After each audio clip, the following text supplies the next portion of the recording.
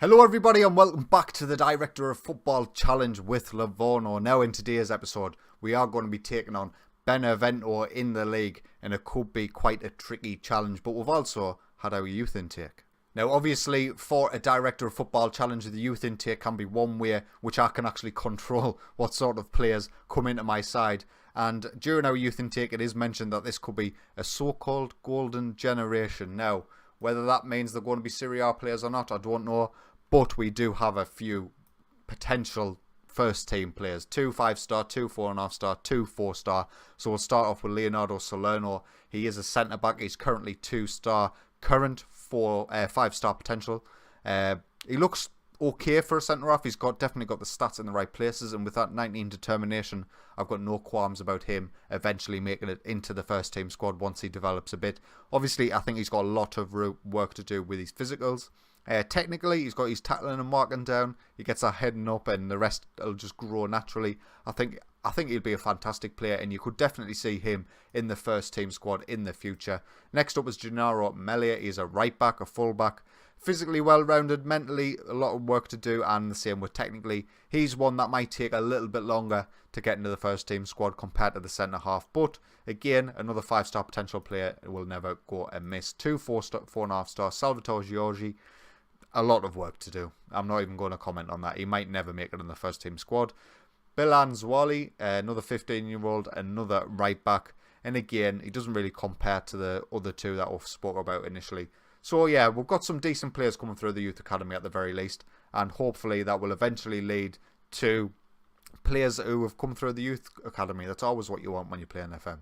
So, after the Ascoli match where we, of course, got the victory, we then went away to Palermo and got absolutely smashed 4-1. We took the lead, actually, in the 13th minute, and I thought, everything's going rosy here.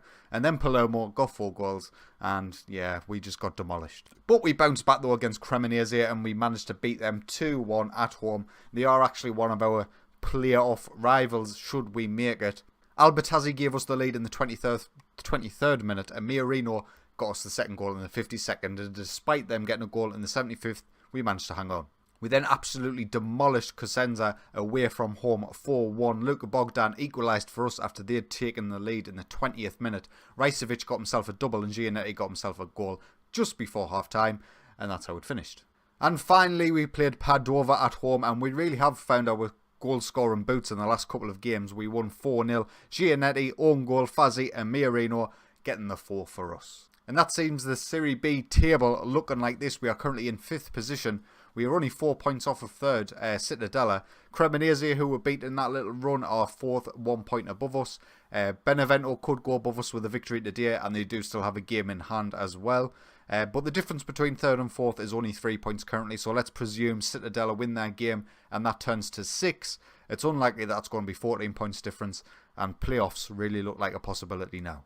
Now, I did accidentally click all the way through to the match before I realised I should probably be recording this. And this is the team that's going to go ahead today. Mazzoni will start in goal. Gasparo Gianelli, Bogdan Albertazzi in defence. Agazi, Fazzi, Lucy and Miorino in the midfield, with Rajcevic and Mario up top due to Giannetti being injured. So we kick off against Benevento. We'll have a look at their formation and stuff later on. But if you did watch the Benevento save, we know a lot about their players. Letizia is a very good right back, particularly for this level.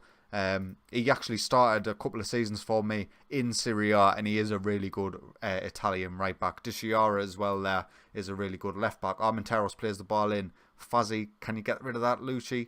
Oh, didn't mess about. Mazzoni, excellent pass for Albertazzi on this left-hand side. We've got so much space on the right-hand side. Switch it. Rajcevic is there. Murillo, first goal of the season, Murillo. He is transfer listed by request, but he can still manage to bang in the goals when we ask him to. Albertazzi does excellently here to pick out the right pass. We have so much space on this right-hand side. Benevento committed pretty hard, and Rajcevic with an excellent layoff, and Murillo with a good finish.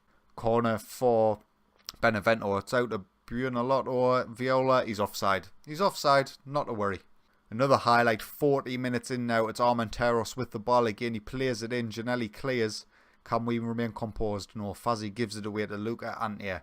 And Di Chiara can come away with it on this left-hand side. Back to Ricky inside. Bardinelli, Nocerino. A lot of space on this right-hand side. He takes a strike. I thought that was in. I really did. But they've got the likes of Luca Antia is to me, he's a lower level Serie A defender in last year's game. I haven't seen him in this year's. Oh my Jesus, did you say that? But yeah, I'm just going to quickly show you Luke Anthony. He's definitely been downgraded from last year, but he's still a really good centre-half. Benevento have a good side. Obviously, they were in Serie A last season, so you would expect that of them. But we're getting a half-time 1-0 up, so we'll G the boys up, and we'll get back out for the second half, where this time we're shooting from right to left. Left to right. There. Rajcevic is in the box straight from kick-off, and he gets a goal. 2-0 up now. Gasparo with the assist. Some decent play from us in the build-up there, or I obviously wasn't paying attention because it was just after kick-off. But Fazzi plays it to Gasparo, who gets himself forward. Rajcevic with a great finish inside the box, and Benevento are sort of sinking without a trace here. But have we spoken too soon? 2 minutes later, and there is another highlight.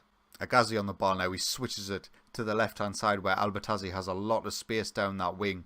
But Letizia manages to get the challenge in, and now Benevento can come away. Letizia to Buonalauto. He finds him on the edge of the box. He takes a strike, but Mazzoni claims it. Highlight after highlight. Nocerino brings down Agazi in the middle of the pitch. This is surely going to be a red card. Benevento down to 10 men. Just like right now, don't concede, because it will be embarrassing to lose a 2-0 lead when you've got an extra man. Highlight now. Insigne for Benevento. High up the pitch. Letizia plays the ball in. Disciara's there at the back post. He hits the post. We have been so fortunate in this game. 70 minutes in, we are going to make some changes now. Murillo is struggling out there, but I'm going to keep him on anyway. Tino Parisi will come on for Andrea Gasparo, and Andrea Lucci will come off for Valiani. Albertazzi on this left-hand side to kick off this highlight. He plays the ball down the wing to Murillo. Please find him in the box. Oh, Luke Anthony gets the challenge in. That's a penalty, though. It is a penalty. It didn't look like a foul to me either. Game commentary, but it was a foul by the ref. And Mariano steps up. Oh, he's missed. Can he get the second chance? He can. And he gets his 9th goal of the season. Mariano, he's keeping Diamante out of the side due to his just purely his productivity and what he's doing in matches. And unfortunate there not to get the goal from the initial penalty hitting the post, but he does the follow-up. And we're 3-0 up. We're going to make one more change. We are actually going to get Diamante on for Miorino just for the final 10 minutes or so. 30 seconds remain in the match. This will be the final highlight of the game, and it looks like we're going to come away with it with Albertazzi. Tello coming down the right-hand side for Benevento. He skies it over the bar, and there's 10 seconds remaining in this match, and that's it. Full time. Benevento 0, Livorno 3. An absolutely insane result against one of our main competitors in the league this season. They are currently 6th when we played this match, and we were 5th. Let's see what happens to the league table now. We are in 4th, 1 point behind Cittadella, but they do have 2 games in hand. Pretty much everybody has a game in hand on us below us, so Cremonese could go back above us if they win that game, but we are just performing out of this world right now. Just to give you some context, obviously we were predicted to finish 17th.